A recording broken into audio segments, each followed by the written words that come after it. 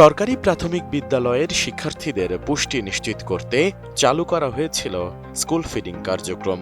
কিন্তু শরীয়তপুর সদর উপজেলায় সেই উদ্যোগ নিয়েই উঠেছে নানা অভিযোগ।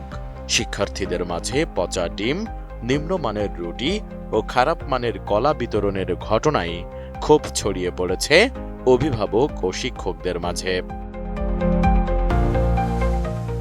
২০২৫ সালের নভেম্বর মাসে শুরু হওয়া এই কার্যক্রমের আওতায় সদর উপজেলার সরকারি প্রাথমিক বিদ্যালয়ের ১৭,৫২২ জন শিক্ষার্থীর মাঝে ডিম, কলা, রুটি, বিস্কুট ও দুধ বিতরণ করা হচ্ছে।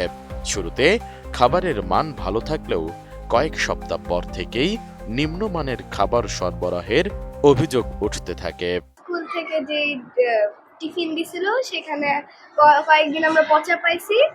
সেখানে আমাদের কয়েকটা বন্ধু সহপাঠী তারা অসুস্থ হয়ে গেছিল। এই রুটির মেয়াদ উত্তীর্ণ এবং মেয়াদ আছে কিন্তু নষ্ট। আমাদের নষ্ট ডিম দিয়েছে, তিনটা অনেক, সেটাকে অনেকে অসুস্থ হয়ে গিয়েছে।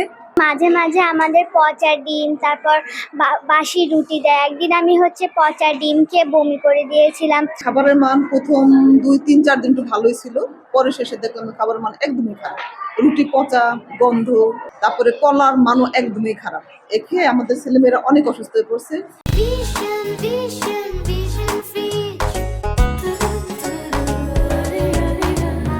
ডিম দেয়, বিস্কুট দেয়। আমি ডিম খেয়ে আমি অসুস্থ হয়ে গেছি, আমার পেটে ব্যথা আর অনেক পাতলা পায়খানা হয়েছে।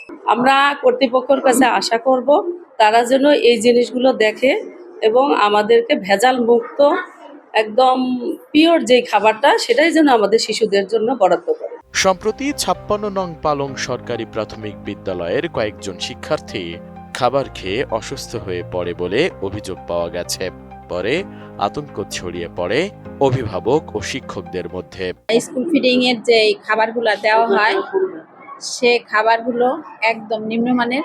আগে রুটির আকৃতি যা ছিল তার চেয়েও রুটির আকৃতি ছোট হয়ে গেছে এবং ভিতরে যে রুটির মান খুবই খারাপ। সে খাবার খেয়ে যদি আমাদের বাচ্চারা অসুস্থ হয়ে যায় তাহলে তো আমাদের সেই অগ্রগতিটা হলো না, সঠিক হলো না। কি আমরা সরকারের কাছে আশা করব যেন আমাদের বাচ্চারা মানসম্মত খাবার পেতে পারে। প্রথম যখন এই খাবারগুলো পেয়েছি ভালো পেয়েছি, পরবর্তী টাইমে আমরা মাঝে মাঝে ডিম ভাঙা, আগের সিদ্ধ, গন্ধযুক্ত ডিম পেয়েছি। এগুলো আমরা অবজেকশন জানিয়েছি। অবজেকশন জানানোর পরে তারা ভালো দিয়েছে। কিন্তু গত 17 তারিখ 16 তারিখ এইসব দিনগুলোতে যে খাবারগুলো দিয়েছে সেখানে রুটি একদম নষ্ট। ডেট আছে রুটিতে, কিন্তু রুটির ভিতরে গন্ধ হয়ে গেছে, ছত্রাক করছে। এরকম ডিমগুলো এরকম ছিল, ডিমের কুসুমটা একদম টকটকে লাল, আর উপরে সাদা অংশটা সিদ্ধ করার পরেও সাদা অংশটা শক্ত হয় না, ওইটা একদম ইয়ের মতো করে যায় এরকম। তো ওই খাবারগুলো আমরা দেই নি, এখনো রয়ে গেছে। আমি লিখিতভাবে আমি আমাদের উপজেলা প্রাথমিক শিক্ষা অফিসার ম্যাডামকে বলেছি, জানিয়েছি। অভিভাবকদের অভিযোগ, শিশুদের স্বাস্থ্য নিয়ে এমন অবহেলা কোনোভাবেই মেনে নেওয়া যায় না। তারা দ্রুত তদন্ত করে দায়ীদের বিরুদ্ধে ব্যবস্থা গ্রহণ এবং শিক্ষার্থীদের জন্য নিরাপদ ও মানসম্মত খাবার নিশ্চিত করার দাবি জানিয়েছেন। Desk report, ATN news.